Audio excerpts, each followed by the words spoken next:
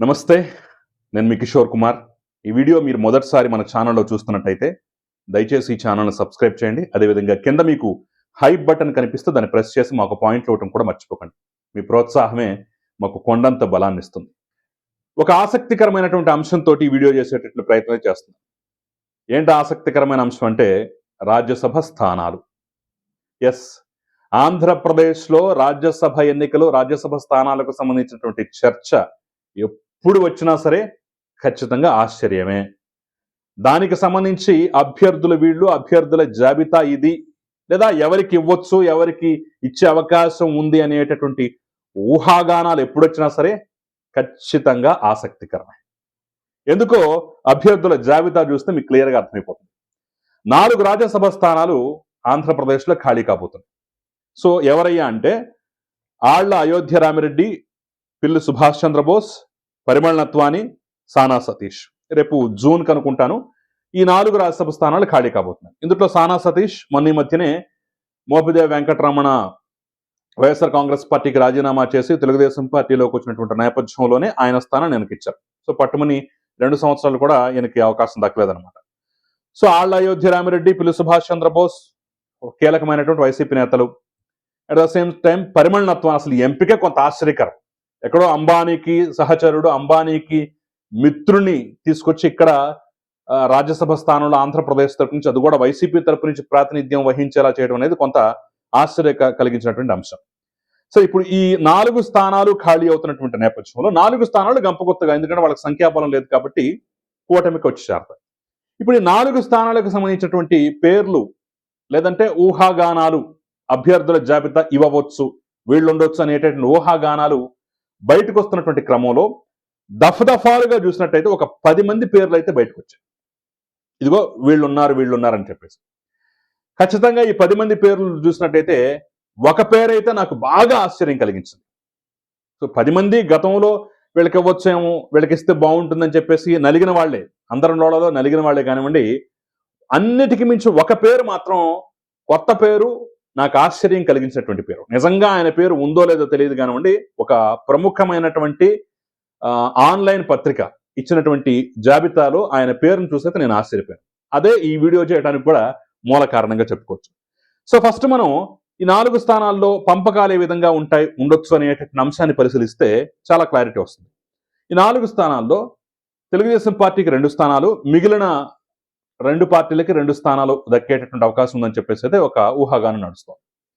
So దాని ద్వారా జనసేనకి మొదటిసారి రాజ్యసభలో ప్రాతినిధ్యం దక్కేటటువంటి అవకాశం కనిపిస్తోంది. ఎందుకంటే ఇప్పటి వరకు వాళ్ళకి గతంలో స్థానాలు ఖాళీ అయినా సరే బీజేపీ, టీడీపీ మధ్య ఉన్నాయి తప్ప జనసేన వరకు రాలా. ఈసారి జనసేనకు కూడా ప్రాతినిధ్యం కల్పించబోతున్నారట. సో ఆ లెక్కను చూసుకున్నట్టయితే జనసేన నుంచి లింగమనేని రమేష్ పేరుండేటటువంటి అవకాశం ఉందనేటటువంటి ఒక వార్త అయితే హల్చల్ చేస్తుంది. కొంతమంది సీనియర్ జర్నలిస్టులు చెప్పడం కూడా ఇదే. ఈ మధ్య కాలంలో వైసీపీకి అనుకూలంగా ఉన్నటువంటి ఒక యూట్యూబ్ ఛానల్ అనుకుంటాను ఇదే పేరును ప్రధానంగా ప్రస్తావించారు.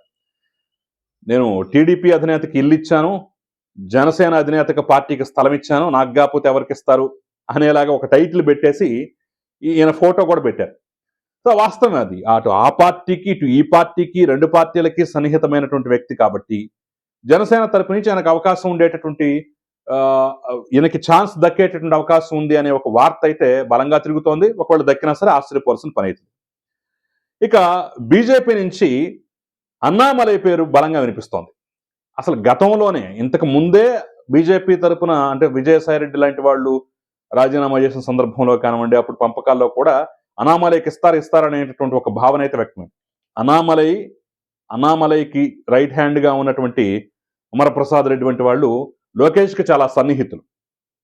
లోకేష్ వీళ్ళ కోసం తమిళనాడు వెళ్ళి మరీ అక్కడ ఎన్నికల ప్రచారం, తెలుగు వాళ్ళు ఉన్న ప్రాంతాల్లో లోకేష్ కూడా ఎన్నికల ప్రచారం చేశారు. సో అంత మంచి స్నేహం ఉంది. అట్ ద సేమ్ టైం అక్కడ బీజేపీలో చాలా కీలకమైనటువంటి వ్యక్తి కాబట్టి అన్నామలై పేరు వినిపిస్తోంది. ఒకవేళ ఇచ్చినా ఆశ్చర్యపోవాల్సినటువంటి అవసరం అయితే లేదు, ఛాన్స్ ఉంది. అంటే జనసేన పార్టీ నుంచి, బీజేపీ పార్టీ నుంచి ఈ 2 పేర్లు కసిపు తీసి పక్కన పెడితే, తెలుగుదేశం పార్టీ నుంచి అయితే చాంతాడతలు ఇస్తుంది. ఉందో 2 స్థానాలే, మరి ఎంతమందికి ఇస్తారో, ఇంతమంది పేర్లు రావడం అయితే కొంత ఆశ్చర్యకరంగా ఉంది. సో ఇందులో ప్రముఖంగా వినిపిస్తున్న పేరు ఏంటయ్యా అంటే సానా సతీష్. ఈయన ఆల్రెడీ ఇచ్చాము, తక్కువ టెన్యూరే కాబట్టి ఒక పూర్తి కాలం ఇస్తే బాగుంటుంది. పైగా కీలకమైన వ్యక్తి, పార్టీకి చాలా కీలకమైన వ్యక్తి, లోకేష్కి సన్నిహితుడు, ఢిల్లీ వరకు రాజకీయాల్లో చక్కబెట్టాల్సినటువంటి వ్యక్తి అనేటటువంటి ఒక భావన అయితే ఉంది కాబట్టి కంటిన్యూ చేయొచ్చేమో అనే ఒక అంశం అయితే తెలుస్తోంది. ఇక మిగిలిన పేర్లు చూసినట్టయితే కిలార్ రాజేష్ ఎవరో ప్రత్యేకంగా చెప్పక్కర్లేదు. ఆయన తెలుగుదేశం పార్టీకి చాలా కీలకమైనటువంటి వ్యక్తి.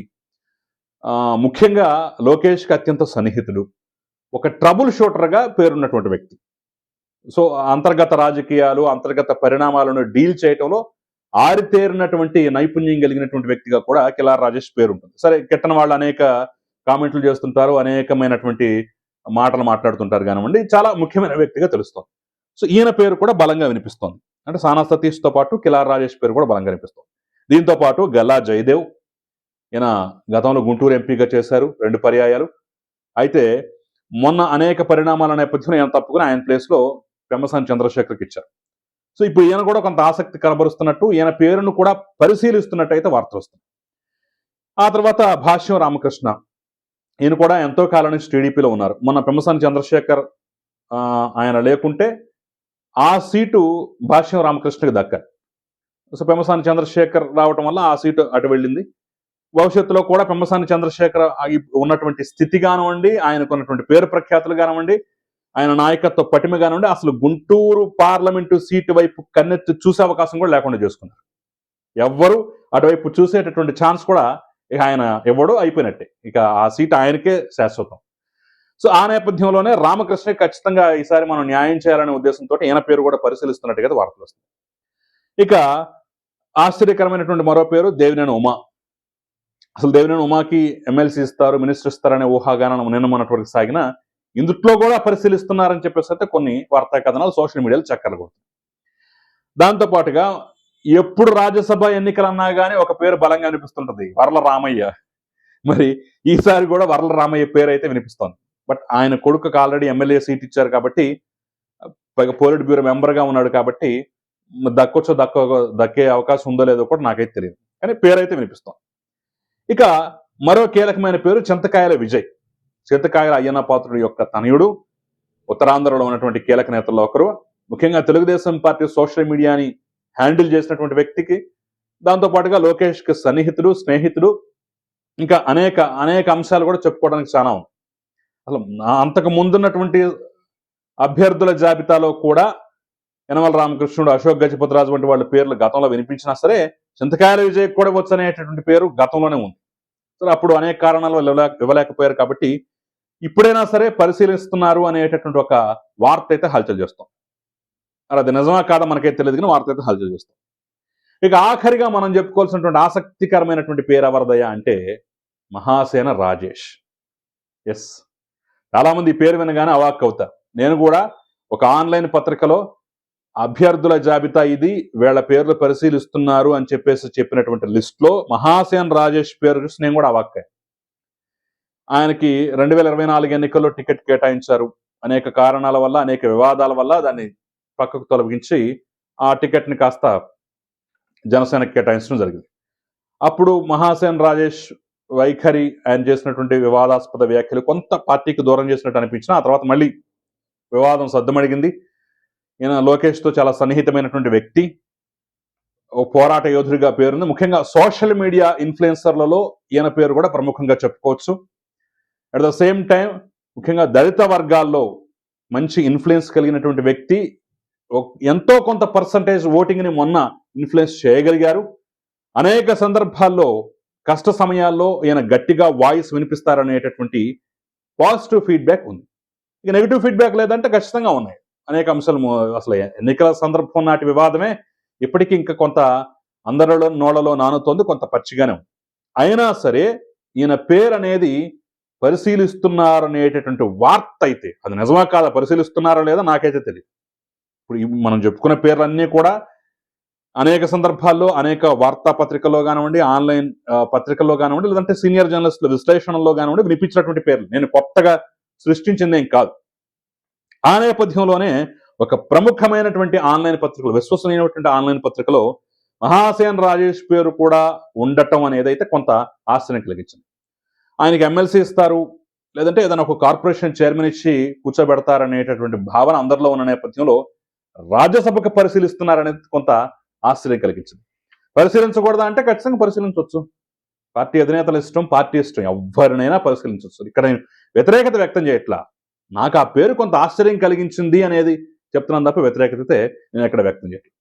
సో ఇవి ప్రధానంగా వినిపిస్తున్నటువంటి పేర్లు. జనసేన నుంచి లింగమనేని రమేష్, అదేవిధంగా బీజేపీ నుంచి అనాదురై పేర్లు వినిపిస్తుంటే, తెలుగుదేశం నుంచి సానా సతీష్ వంటి వాళ్ళు, కిలార్ రాజేష్, గల్లా జయదేవ్, భాష్యం రామకృష్ణ, దేవినేని ఉమా, వర్ల రామయ్య, చింతకాల విజయ్, మహాసేన రాజేష్ వంటి వాళ్ళ పేర్లు పరిశీలనలో ఉన్నట్టుగా అయితే వార్తలు చక్కర్లు కొడుతున్నాయి. సరే, కాసేపు ఈ పేర్లన్నీ తీసి పక్కన పెడదాం. మరి ప్రజలుగా మీ అభిప్రాయం ఏంటి? మీరేమనుకుంటున్నారు? ఇప్పుడు ఈ ఉన్న లిస్టు కాకుండా వేరే వాళ్ళ అభ్యర్థిత్వం అయితే బాగుంటుందా? ఇంకా ఏమన్నా కొత్త పేర్లు ఉన్నాయా? ఇంకా కష్టపడ్డ వాళ్ళ జాబితా ఇది, వెళ్ళు కాదండి వేళ్ళకిస్తే బాగుంటుందని చెప్పేసి మీరేమన్నా సూచనలు చేయదలుచుకున్నారు? అలా చేయదలుచుకుంటే నా కింద కామెంట్ రూపంలో ఇదిగో వీళ్ళైతే బాగుంటుంది, వీళ్ళైతే బాగా కష్టపడ్డారు, వీళ్ళైతే పార్టీల కోసం పనిచేశారు, అది ఏ పార్టీ అయినా కానివ్వండి, జనసేన కానీ, బీజేపీ కానీ, తెలుగుదేశం కానీ, ఎవరైనా కానివ్వండి, వేళ్ళకిస్తే బాగుంటుంది అనేటటువంటి జాబితా మీ దగ్గర ఏమన్నా ఉన్నా, అనే పేర్లు ఏమన్నా మీ మనసులో ఉన్నా కామెంట్ రూపంలో తెలిపే ప్రయత్నం అయితే చేయండి. సో మరి ఈ ఊహలు ఊహాగానాల పట్ల మీరేమనుకుంటున్నారు అనేది అయితే నాకు కామెంట్ చేయండి. Thank you very much.